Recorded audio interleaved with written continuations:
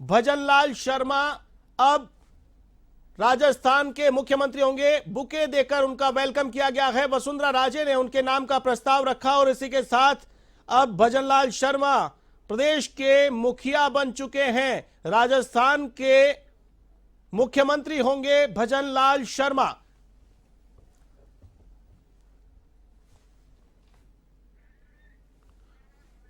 इस खबर पर अधिक अपडेट के लिए मेरे साथ फोन लाइन पर मौजूद हमारे वरिष्ठ संवाददाता राजनारायण शर्मा। राजनारायण, जिस प्रकार से जो कयास लगाए जा रहे थे कि बीजेपी आलाकमान चौंकाएगा और वही चौंका कर सबको हैरान कर दिया है, जो कयासबाजी थी उनसे इतर ये नाम भजनलाल शर्मा राजस्थान के मुख्यमंत्री होंगे। लेटेस्ट अपडेट क्या राजनारायण? देखिए आशीष, सबसे बड़ी खबर है हमारे दर्शकों के लिए कि राजस्थान के जो मुख्यमंत्री भजनलाल शर्मा होंगे, जो सांगानेर के विधायक हैं, वो इनका ऐलान जो है वसुंधरा राजे ने किया है। वसुंधरा राजे ने पार्टी में इनका नाम का जो है प्रस्ताव रखा, इसको मंजूर कर लिया गया और अब ये जो है राजस्थान के मुख्यमंत्री होंगे। दूसरी बात यह है कि अब से थोड़ी देर बाद जो है राजभवन के लिए काफिला रवाना होने वाला है और वहां पे जाके सरकार बनाने का जो है वो दावा पेश करेगी बीजेपी। करीब आधे घंटे बाद यहाँ से रवानगी तय है और उसके साथ वसुंधरा राजे, राजनाथ सिंह और भजनलाल शर्मा जो है यहाँ से रवाना होंगे। गाड़ी लग गई है, गाड़ी पोर्ट्स पे लगा दी गई है और थोड़ी देर बाद यहाँ से रवाना हो जाएंगे। और यहाँ पार्टी मुख्यालय में जो भजनलाल शर्मा के जो समर्थक हैं वो जबरदस्त नारेबाजी कर रहे हैं और उनको विश्वास नहीं हो रहा जिस तरह से नरेंद्र मोदी ने भजनलाल शर्मा का या अमित शाह ने भजनलाल शर्मा को कहीं ना कहीं रूप में देखा होगा, इसलिए चुना होगा। तो इस वक्त की सबसे बड़ी खबर यह है कि भजनलाल शर्मा जो है सांगानेर के विधायक है और वो मुख्यमंत्री बन गए हैं। अब सिर्फ औपचारिकता शपथ ग्रहण लेना है और मुख्यमंत्री के रूप में बहुत जल्द जो है वो पेश होंगे। जी आशीष। बिल्कुल राजनारायण, जिस प्रकार से ब्राह्मण चेहरे को मुख्यमंत्री बनाया गया है तो दो डिप्टी सीएम की बात सामने आ रही थी, जो कयास लगाए जा रहे हैं, तो क्या डिप्टी सीएम को लेकर भी फैसला हुआ है बैठक में? अभी उसके बारे में ऐलान नहीं किया गया है। कुछ समय बाद हो सकता है उसमें भी स्पीकर या उप मुख्यमंत्री के बारे में जो है विस्तार से मीडिया को बताया जाए, लेकिन अभी इस बारे में चर्चा जो है नहीं की गई है। कुछ समय का इंतजार के बाद वो भी तय हो जाएगा कि राजस्थान के कितने उप मुख्यमंत्री बनाते हैं या डिप्टी चीफ मिनिस्टर बनते हैं। इसके अलावा विधानसभा अध्यक्ष कौन होगा उसका नाम भी जल्दी ऐलान हो जाएगा। बिल्कुल, जिस प्रकार से जो सोशल इंजीनियरिंग की गई है, छत्तीसगढ़ में आदिवासी को मौका दिया गया, मध्य प्रदेश में ओबीसी चेहरा लाया गया, तो वहीं सामान्य वर्ग से अब राजस्थान का मुखिया चुना गया। क्या ये लोकसभा चुनाव की एक सोची समझी जो रणनीति है उसका एक परिणाम है, उसका एक कदम है? देखिए बिल्कुल सही है, क्योंकि लोकसभा चुनाव में बस 2 महीने का समय बचा है। 2 महीने के बाद में यहाँ भी आचार संहिता लग जाएगी, देश के आम चुनाव होंगे।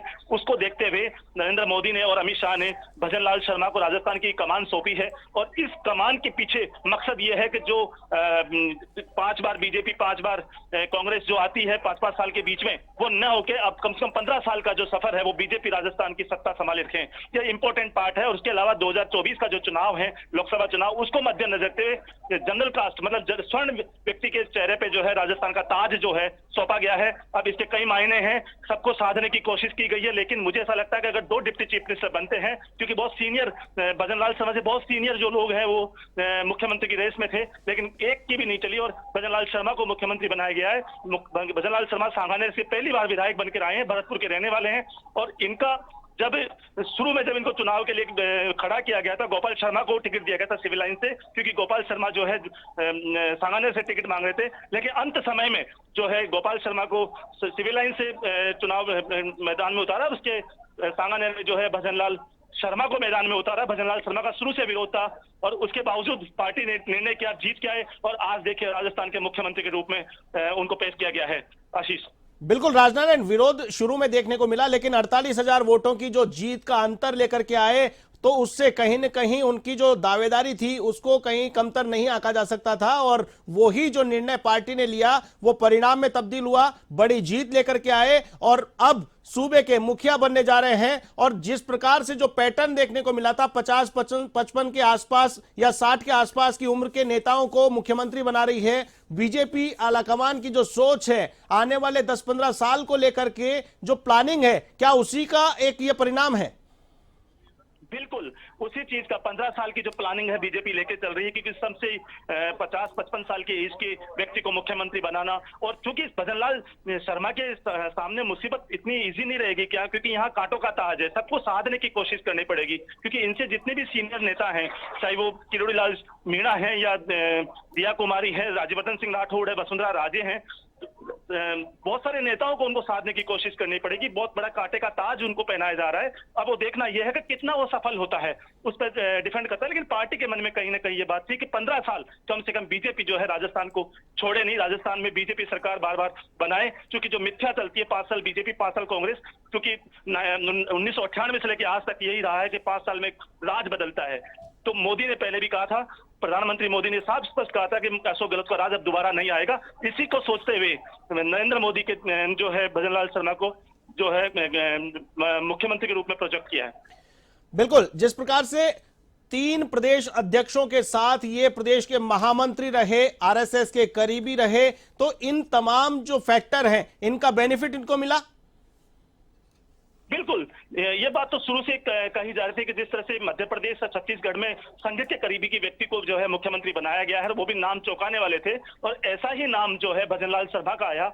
कहीं दूर दूर तक कयास नहीं थे भजनलाल शर्मा के मामले में। दूर दूर तक भी कोई सोच नहीं सकता था कि भजनलाल शर्मा को जो है राजस्थान की कमान सौंपेगी बीजेपी। इतना बड़ा सूबा जिसका क्षेत्रफल के दृष्टिकोण से पूरे भारत में नंबर 1 या नंबर 2 पे राजस्थान आता है, इतना बड़े सूबे की कमान अगर भजनलाल शर्मा को एक छोटे से कार्यकर्ता को बीजेपी दे रही है तो बहुत बड़ी चीजें साधने की कोशिश की गई है। क्योंकि राजस्थान में स्वर्ण जाति भी सबसे ज्यादा मात्रा में है। जी बिल्कुल, जिस प्रकार से अब मुख्यमंत्री का ऐलान कर दिया गया है तो इंतजार है 2 डिप्टी सीएम अगर यहां से घोषित किए जाते हैं, 2 डिप्टी सीएम बनाने की अगर प्लानिंग रहती है तो कौन कौन से चेहरे हो सकते हैं। अब शायद राजपूत समाज और जाट समाज को भी साधा जा सकता है। अगर मुख्यमंत्री 2 डिप्टी चीफ मिनिस्टर बनाने की बात होती है, 2 मुख्यमंत्री बनाने की बात होती है, तो मीणा और जाट जो है इन दोनों समाज को साधने की कोशिश करेगी। क्योंकि जाट करीब 50 से 60 सीटें जो है इफेक्ट करते हैं राजस्थान में। सबसे बड़ी बात है राजस्थान में आज तक जो है जाट नेता कभी मुख्यमंत्री नहीं बन पाया। ऐसे में कहीं ना कहीं जाटों की नाराजगी भी पार्टी किसी तरह से नहीं लगी। जाटों में से किसी एक व्यक्ति को जो है उप मुख्यमंत्री बनाया जा सकता है। दूसरी बात मीणा, क्योंकि कहते हैं कि राजस्थान में एम फैक्टर सबसे ज्यादा इंपॉर्टेंट होता है। एम फैक्टर का मतलब होता है माली, मुस्लिम और मीणा। तो मीणा की जो सीटें हैं, मीणा बहुत समुदाय की जो सीटें हैं उसको भी साधने की कहीं ना कहीं कोशिश की जाएगी। ऐसे में किरोड़ी लाल मीणा को डिप्टी चीफ मिनिस्टर बनाया जा सकता है। लेकिन अभी इसके लिए कुछ समय का वक्त है, कितनी देर में वो भी तय हो जाएगा। जी बिल्कुल, राजपूत समाज को भी यहां पर साधना होगा। स्पीकर की जो पोस्ट है उसको लेकर भी एक वर्ग को यहां पर साधा जा सकता है। ब्राह्मण समुदाय को साध लिया गया, वैश्य राजपूत है, जाट और साथ ही साथ मीणा समाज। तो कहीं न कहीं जिस प्रकार से 2 डिप्टी सीएम और एक स्पीकर, दोनों राज्यों की बात करें, छत्तीसगढ़ मध्य प्रदेश में ऐलान किया गया बैक टू बैक सीएम के साथ में, और उन तीनों का नाम भी ऐलान कर दिया गया। तो क्या राजस्थान में उम्मीद की जाए कि अब से कुछ देर बाद 2 डिप्टी सीएम और एक स्पीकर का नाम भी सामने आने वाला है? बिल्कुल, बस आपसे आधे घंटे के बाद में इन दोनों नामों का और इसके अलावा जो राजस्थान विधानसभा का कौन स्पीकर होगा उसका भी ऐलान जल्दी से जल्दी करने की कोशिश की जा रही, ताकि आगे जाके कोई दिक्कत नहीं हो। क्योंकि कुछ ही समय बाद जो है राजभवन के लिए रवाना होंगे राजनाथ सिंह, और कुछ समय का इंतजार है। गाड़ियां लग चुकी है, जो मीडिया कर्मी उनको साइड में कर दिया गया है। किसी भी क्षण यहां से निकलने से पहले यह भी ऐलान हो जाएगा कि राजस्थान का डिप्टी चीफ मिनिस्टर किस किस को बनाया जाएगा, और जो है विधानसभा अध्यक्ष राजस्थान का कौन होगा, उनके बारे में भी जो सस्पेंस बना हुआ है वो भी क्लियर हो जाएगा।